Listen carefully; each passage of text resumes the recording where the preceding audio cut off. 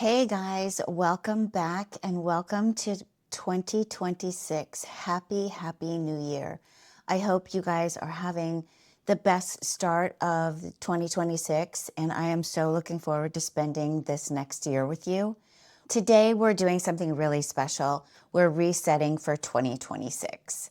Not reinventing your life, not setting impossible resolutions, just creating space, creating clarity, and gently aligning your life with the person that you're becoming or that you want to become in 2026. This is about less friction and more flow in your life with more intention and less overwhelm. So grab a notebook, a planner, or just listen and reflect.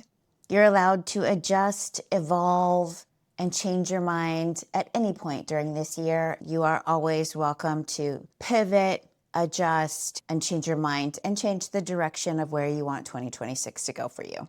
Part one is the mind reset. Before we clean or plan anything, let's talk about mindset. A reset is not about fixing what's wrong. It's about supporting who you are now. So ask yourself, what feels heavy to you right now? Where do you feel resistance or friction in your life? What would make you feel lighter, calmer, or more supported? And make sure that you take this affirmation into this exercise with you. And that is, I am not behind. I'm exactly where I need to be to begin again. Part two is cleaning out your digital space. I have been working on that for a couple of days now, and it is no small task. If you are faced with cleaning out your digital space, I can totally relate because I leave mine quite cluttered throughout the year. One of my intentions going into 2026 is to keep my digital space clean and organized. That's a way that you can stay on track, is if you keep your physical space and your digital space clean and organized. Delete apps that you no longer use. Turn off notifications that you don't need. Organize apps into folders. I spent the plane ride home from Dallas organizing apps in my phone. That can be quite a task, let me tell you. But I did create folders, and I can show you created little folders and put little icons. My Google app is a mushroom, so I put all my productive, all the Google Drive, Google Pages, all of the calendar, all that stuff in that app. Then I have a wellness box that I put a little lotus flower because I have all my meditation apps, my yoga apps, my Aura Ring app, all that stuff goes into that little square. And then I put all my socials in a little box too. And I actually put a TV as a little icon for my socials. I thought it was so cute. I put all my social media apps in one box. I put all my shopping apps in one box. Organize it however you think it will work best for you and be the most productive for you. Make your phone a tool that works for you, not one that creates friction in your life. An affirmation around this process is, I choose digital spaces that support my peace rather than I deal with digital spaces because I have to. Set the intention that you're making this computer that walks around in our pocket work for you, not you being a slave to it. Your physical workspace can help reset your life. Your workspace directly impacts your focus and creativity and being completely organized and productive in your life. If you have an outside job that you are responsible for, whether it's your full office at your 9 to 5 or just a corner or your dining table, clean out all the clutter, throw out papers you no longer need, clean everything off your desk and only put back what you use daily. Hide cords, just make it nice and clean. Add one calm or inspiring thing on your desktop. When you're doing this process, ask yourself, does this space make it easier for me to start my day? Does it create friction for me getting my goals achieved for the day? A clear workspace invites clear thinking. An affirmation around this that you can tell yourself is, my workspace works for me, not against me. The next part, we're going to talk about resetting your personal spaces, not just your desk, but your environment in general. Clean out your kitchen, clean out your refrigerator, throw away expired goods, clean out your car. I am guilty of not cleaning my car as much as I should. And it makes such a difference when you get into a nice, clean car that is dust-free, clutter-free. I'm a Tic Tac fanatic. You can ask anyone who knows me. They know I love my Tic Tacs, and I have empty boxes of Tic Tacs and stray little Tic Tacs all around my car on any given day. That's something I actually have to get to, is cleaning out my car, checking my tire pressure, just making sure everything is nice, clean, and tidy. Everything has a place. Because your affirmation around this is you deserve calm in the ordinary moments. The overlying theme around this reset is erasing friction out of your life. This next part is where the real rubber meets the road, because we're going to organize ourselves into less friction, because friction makes things harder and habits less likely to get established. As we set goals for 2026, we want to have the least amount of friction to make our goals achievable. Friction is anything that makes good habits harder. Keep your workout clothes visible if you want to start working out every day. Store vitamins or your supplements where you can see them. If you make tea in the morning, put your supplements next to your tea kettle. When you make your tea, it encourages you to take your supplements because they're right there and you can remember to take them. Create one place for your keys, your purse, your handbag to go to work, your lunchbox, your water bottle. Keep all that stuff in one place and have one area. Everything should have a place. That way you know where everything is. So when you're walking out the door, everything is easy to grab.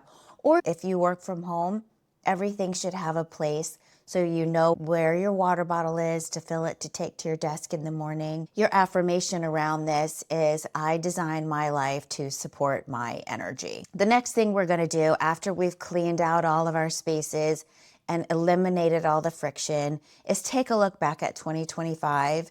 If you set goals for 2025, pull them out, take a look at them. Just get a gauge. This is not for judgment. This is not to point out failure. This is just to take a look to see where you were in the beginning of 25, where you are in 2026, where you've exceeded, where you might have fallen a little bit short. And it gives you an opportunity to kind of reflect on the why of the situation without blame, without criticism, just observation. That observation gives you so much information going into 2026 and how you can use those observations to make 2026 better. Some reflection prompts would be, what worked well for you last year? What drained you last year? What did you start but didn't finish? When did you feel the most like yourself? What were you doing? Who were you with? How did you feel most like yourself? And then if you want to go a little bit deeper, you can take a look at the systems you created in 2025 and what supported you and what didn't.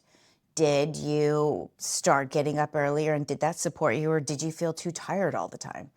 What expectations did you set for yourself that were way too unrealistic? What were you proud of yourself for doing that no one else saw? What are you proud of yourself for from 2025 that nobody else knows about? That's the juice. And your affirmation around this is, every experience taught me something. Now let's talk about goal setting for 2026, because this is where it gets real. That's why we're here, right? Because we want to make 2026 the best year we've had yet. And we want to talk about goals and setting goals that are actually going to stick. I learned this a long time ago when I was training to be a wellness coach, teaching people how to set SMART goals. A SMART goal is one that's specific, measurable, achievable, relevant, and time-bound. You have to meet all 5 criteria to set a goal that you can measure. At the end of 2026, you can look back and say, yes, I did, or No, I didn't. But here's the twist. We want to tie goals to identity, not pressure. Instead of like, I want to be healthier, we're going to say, I'm somebody who moves my body 3 times a week. So you're moving your body. How are you moving your body? You're walking 3 times a week. I would even go a step further and say for how long. I'm walking 3 times a week for 20 minutes each time. It's achievable, measurable, time-bound, and relevant to you wanting to get healthier in 2026. Ask yourself, who do I want to be in 2026? What habits support the version of me that I want to be in 2026? An affirmation around this can be something like, small, consistent steps create lasting change. Next up comes the planning part. Here's where we get to the good stuff. I am a stationery freak. I love my journals. This is the one my son's got me for my birthday. I spoiled myself for my birthday and got this planner cover from Louis Vuitton, which I love. And I did get the crossbow inserts. I will leave it linked down below. I'm really liking it thus far. I've even got some things put in here already because I have to help my son move next weekend.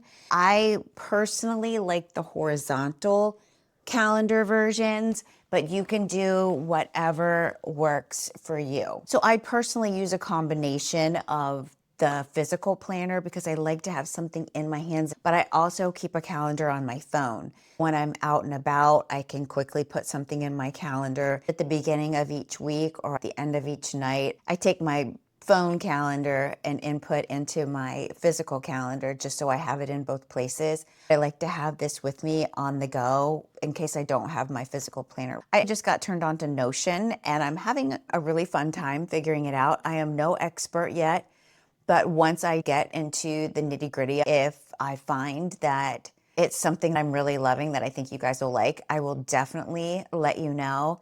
But I'm so new to it right now. There is a hardcore learning curve for me. So to be continued on that.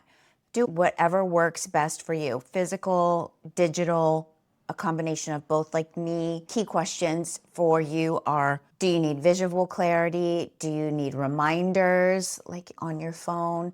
Do you need space to reflect like in a physical calendar? Or you could do that in your notes app on your phone. You can change your system at any time. So give yourself the leeway to start one way and maybe pivot and do it a different way.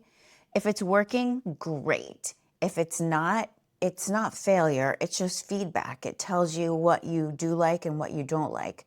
Kind of like me with this Notion right now. I'm getting a lot of feedback that I have a lot to learn, and that's okay. I'm here for the lesson. I'm allowed to adjust as I grow, and that is what we are going to do in 2026. So I hope you enjoy resetting and reflecting on 2025 and resetting for 2026. I love this time of year. It's a real opportunity to take a look at what served you last year, what you want to leave behind, and what you want to focus on into 2026, and how to show up as the person that you want to be at the end of this year, setting good intentions on the steps that are going to get you there. I hope that you take this journey with me. We're going to do all kinds of fun stuff on this channel this year, so I am so excited to share with you. Just remember, you don't need to do everything at once. You don't need to be perfect every day. Your SMART goals are there as a guide, not as a prison. Take them under advisement and help them guide you to live your best life in 2026. Always remember that you can adjust your goals at any time. Our monthly resets are going to be about taking a look back at the month prior. How did you do on your goals? What were the obstacles that you came across? And what can you do in the next month to be more successful or celebrate the wins? And that is what we are all about here, celebrating wins. This time, the beginning of the year, and this reflect and reset for yourself. And come back to this exercise over and over again. You don't have to do this in one fell swoop. You can do a little bit here, a little bit there. Even do the 5-minute timer rule. Take 5 minutes and work on your digital space. Take 5 minutes and work on your personal space. Take 5 minutes and clean out your refrigerator. Whatever you need to do, you can always do it in little bites. It doesn't have to be this big, overwhelming thing. You can take baby steps to get where you need to go. As long as you're walking in the right direction, you're already on the right path. This final affirmation for you in this video is, I trust myself to create a life that feels good to live for me. Thank you so much for joining me on this reflection and reset for 2026. I'm so excited to share this year with you. If you enjoyed this content, leave me a comment down below. What are you resetting first? What's your first SMART goal that you're going to set for yourself? Share this video if you think someone you love will find it helpful or entertaining. Subscribe to the channel. It really helps me a lot. And I will see you in my next video.